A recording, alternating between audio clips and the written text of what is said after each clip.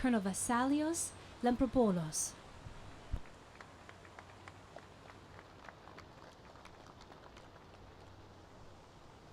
Your Eminence, ladies and gentlemen, distinguished guests, good afternoon. Given the short time allocated to speakers, it's always challenging to decide what it is best to say in those 3 or 4 minutes. Last year I introduced a Greek World War II veteran who has been awarded for his heroic actions during D-Day Operation Overlord in Normandy. This year, I thought it was proper to concentrate my remarks on the importance about the nation's dignity worth passing to future generations. I would like to point out that the notion of dignity encapsulates the spirit of the people in Greece who took to arms defending their territory not because they expected to win, not because they wanted to suicide, facing a superior opponent in numbers and weapons, but they thought that this is the dignified thing to do. They felt that dignity called for this type of action.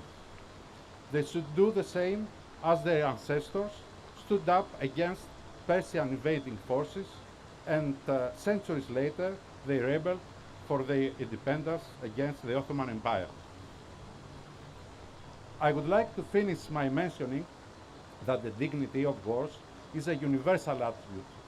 It's not always found, but it's found everywhere in the world.